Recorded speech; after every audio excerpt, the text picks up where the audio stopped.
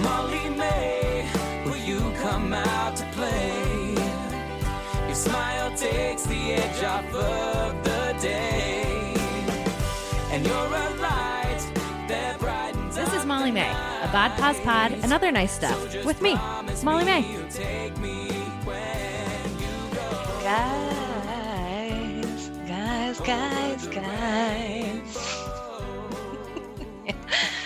Hello. Hey there, Chibish. I'm Molly May, and you're listening to Molly May, the pod. But yeah, hey there. Today I'm going to talk about finding my laugh. A reminder that I'm at home in the room of one's own. You may hear the dog. You may hear the toilet flush. And we're going to accept that because that's fucking life. So yeah, today I'm going to tell you about finding my laugh. And I can't tell you when I specifically found it. Clearly I found it. I can't stop fucking giggling. But I remember very vividly when I tried to find it. And when I firmly believed that I didn't have it. Like I didn't have a laugh. But first, some joy. We love joy. In quarantine, my dear friend Ty Taylor has started singing with his lifelong friends, Laura Jane Jones and Maya Sykes.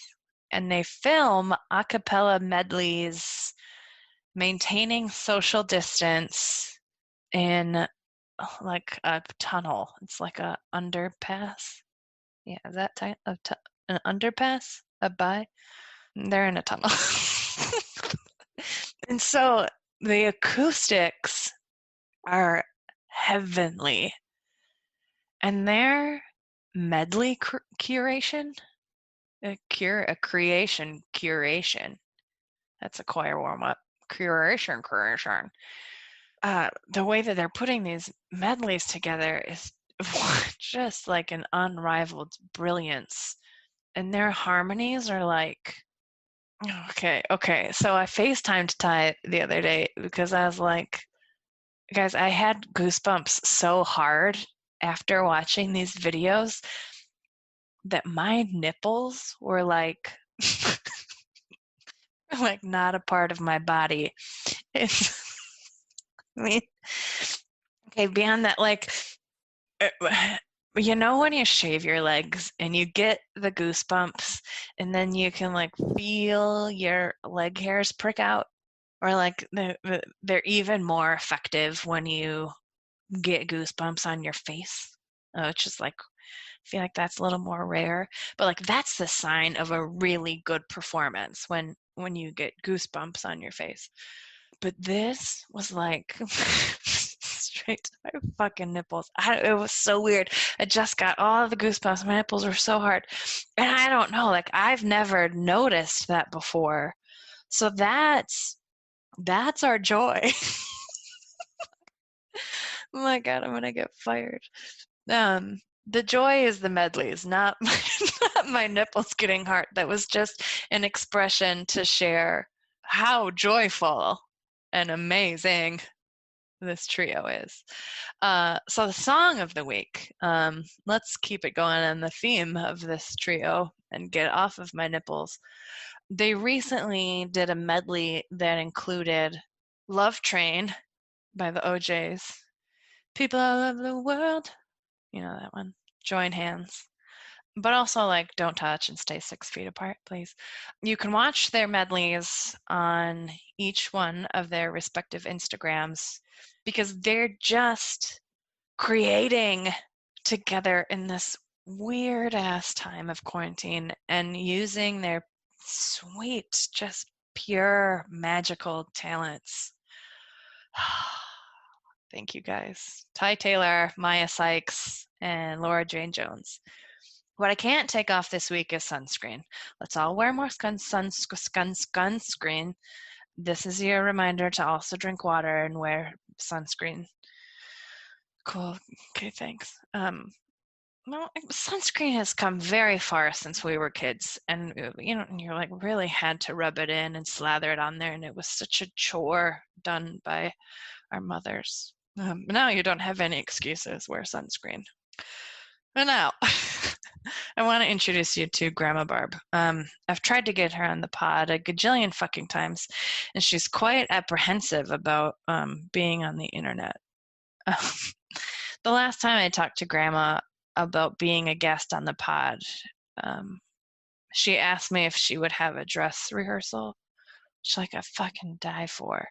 Like, Grandma Barb is exactly the kind of woman that is throwing herself a 90th birthday party, but like in the style of a wedding dance. So perfect. And it's exactly how I'm going to do it. So she sent out invites. She sent out save the dates. Let me be clear. The invites came later. This is twofold. And it's like mass at 2, happy hour at 4, dinner at 5, dancing immediately following. It has been canceled twice, obviously, because of quarantine. And she has turned 90. I'm not going to be the person that kills her because of COVID. So I really am looking forward to the day when we can celebrate in this way.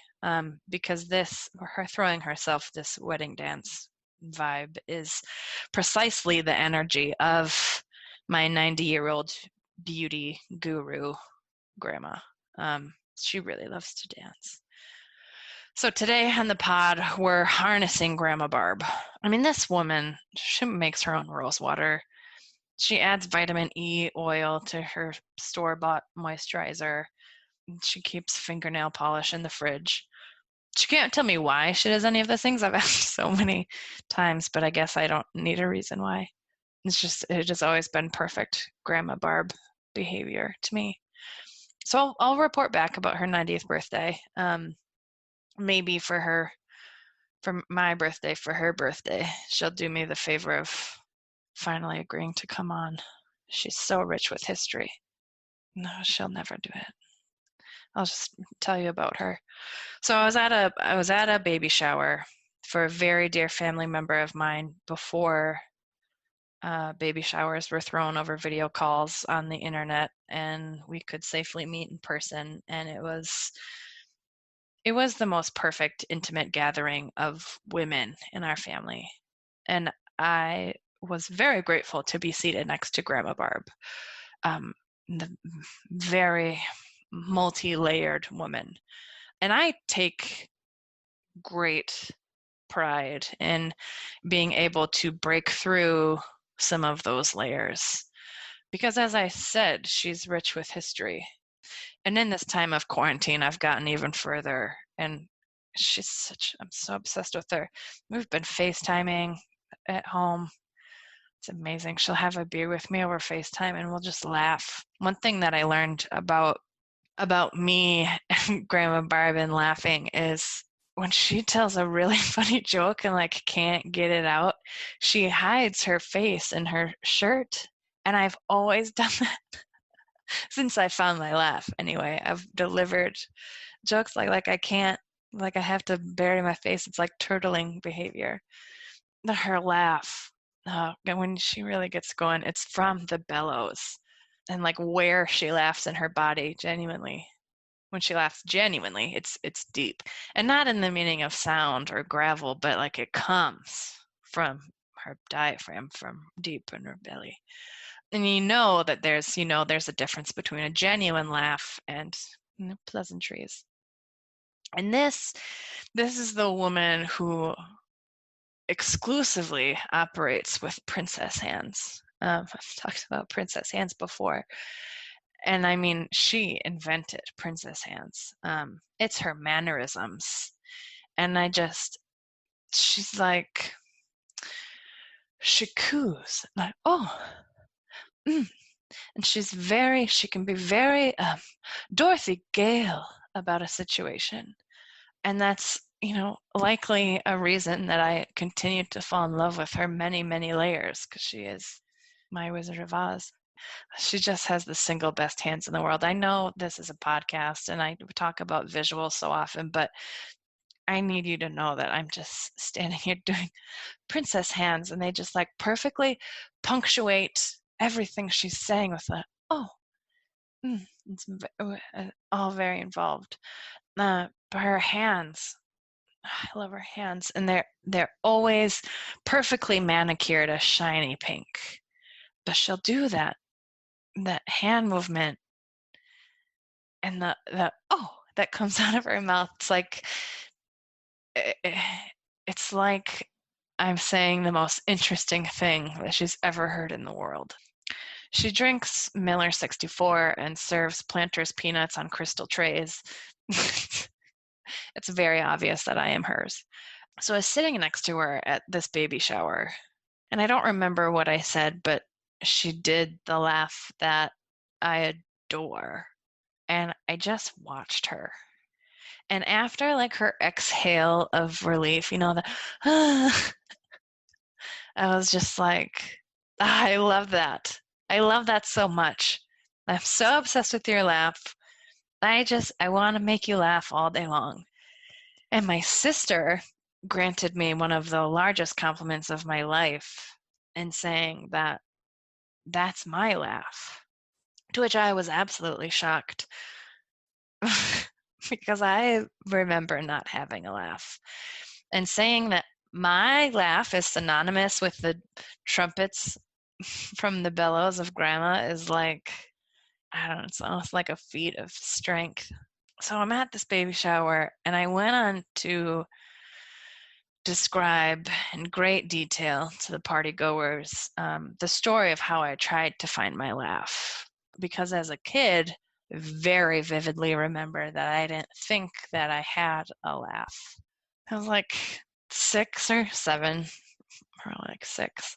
I remember wanting to laugh, but nothing would come out. I was just like silent. I had a silent laugh. Maybe I didn't laugh.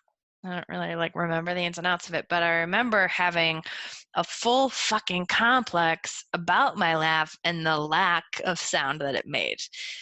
You know what I mean? I was tickled as a kid, but I don't think I laughed. I remember it as screaming, stop fucking touching me. But I didn't laugh. So all 6 or 7-year-olds who want to find their laugh, I went into the stash of greeting cards that were kept in a closet in the kitchen as a super skinny, tall, door cabinet. Because, you see people all the time reading greeting cards and then sharing a giggle, it's a good one. So I'm okay, this will make me laugh out loud, and then I'll know what my laugh sounds like. Greeting cards are funny. This will work. So sitting cross-legged in my kitchen with my face buried in the cupboard, I pull out each card one by one, careful to put it back with its envelope, because that's a cardinal fucking sin if you fuck up the envelopes and what greeting card goes with what card. So one by one, I'm pulling them out, reading them, not laughing. And then all of a sudden, I'm faced with a happy birthday card with the biggest dick I have ever seen on it. Biggest dick I've ever seen. First dick I've ever seen. We could call this up biggest dick I've ever seen, but Twyla will have an aneurysm. And I feel just the angle in which it was shot, photoshopped. I don't know. I mean, it was late 80s, so I don't really think it was photoshopped. I don't know. Biggest dick, first dick I've ever seen. I'm seeing it. I didn't laugh. It said happy birthday with this guy with his hands are on his hips, and the angle was from below. Camera work. So I opened it up because, why would I stop there? And I think the copy read something to the effect of 2 heads are better than 1. And it's 2 dicks. It's 2 giant dicks with men attached. Twins, twin men. I thought that it was like a part of like remember those Doublemint gum campaigns, like where they have these twins running around San Francisco and they're like naked with giant fucking dicks. And I put the card back and oh my God, I very specifically remember its lemon yellow envelope. I remember that very vividly. And it wasn't, this card like wasn't in the back. It was like, not the last card. It's like legit hidden in plain sight in the fucking cupboard, next to the garbage can cupboard in the kitchen. I don't know why that card was bought. I guess it was funny because greeting cards are supposed to be funny. And I don't know who ultimately this card was gifted to, but I hope that it brought them as many joyful memories as for me. Because for years later, this card was my party trick. Like sleepovers, show the dick card. I don't have cable, but I'll show you this fucking dick card. And the first time that I had ever told that story was at this baby shower, sitting right next to my grandma. And I may not have found my laugh the day that I saw my first dick, but I fucking found it later, and I hope it never runs out. So here's to finding our laughs and letting them boisterously fly. If it's an old dirty joke, a greeting card of Doublemint dicks, or like the episode where Kevin spills the chili on The Office. Like, let him fucking fly, man. And if you need to spit laugh. Like, God, it's like holding in a sneeze. Nothing is fucking stupider than holding in your laugh. 9 times out of 10, you won't be laughing alone. Find your laugh and love her. Here's to all the fucking giggles in the world, Tribish. Smoochie. And if you got this far in the pod, I'm impressed as fuck and really grateful to have you listening. If you want to know more information about me or the show, check out the show page on matriarchdm.com, where we host all of the What I Can't Take Off, our progressive Spotify playlist from the songs of the week, and obviously the reminder of who to follow for the week, all in a nice little fucking Matriarch digital media bow. Theme song is Molly May by Ben Karen. Like, I'll never get over saying that. It's so good, right? Thanks for listening. You're so cute.